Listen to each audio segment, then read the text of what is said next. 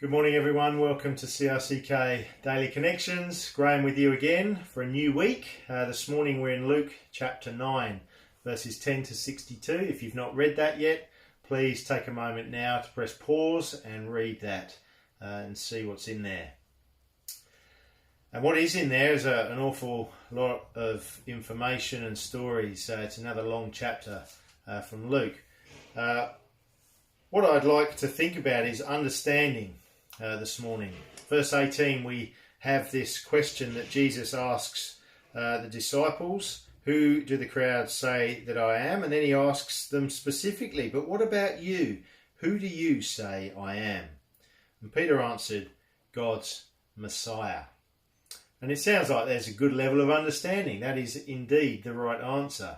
The question is, do they understand, and does Peter understand what this Messiah has come to do? And what Jesus does is take them through quite a lot about what this Messiah will come to do. There's two predictions of his own death from his own words.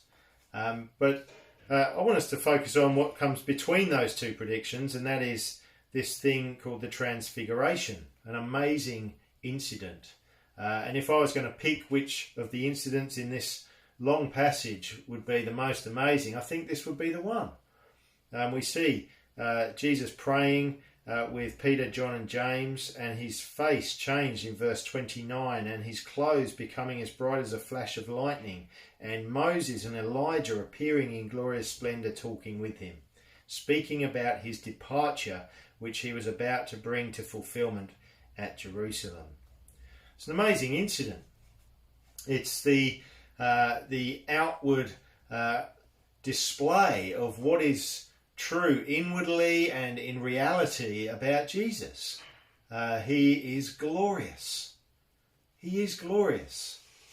And it's interesting the timing of this coming after Peter's declared that Jesus is God's Messiah, but then Jesus predicts his death. And the question could be, that doesn't measure up in Peter's mind and perhaps our minds as we read it. What sort of king does that?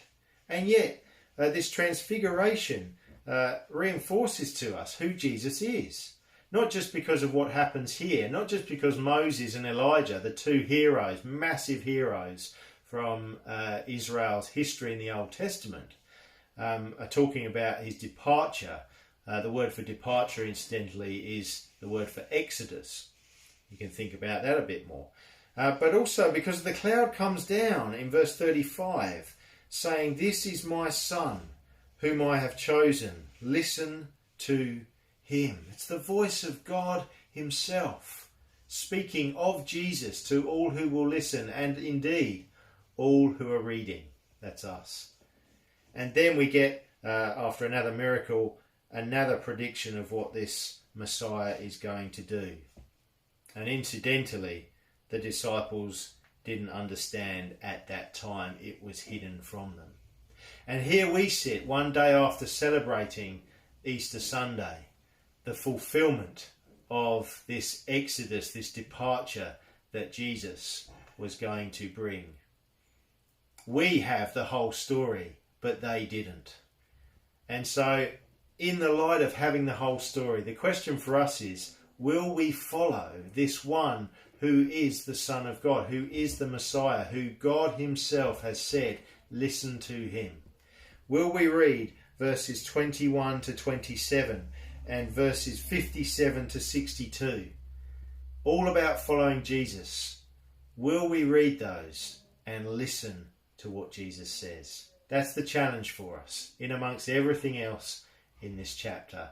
And I pray you'll be blessed as you reflect on that today. Let's just pray and ask God's help. Father, please help us in this day to live for you, to remember who Jesus is and what he came to do. And as those who lived 2,000 years after this time, we look back and see that fulfillment happened, and we are so thankful. May that help us today to live for you, to deny ourselves, to take up our cross and follow him. A new week, And also therefore a new memory verse. That's Luke 14 verse 33. Have a go at memorising that and add it to the other two that we've already learned. Have a great day and God bless you all.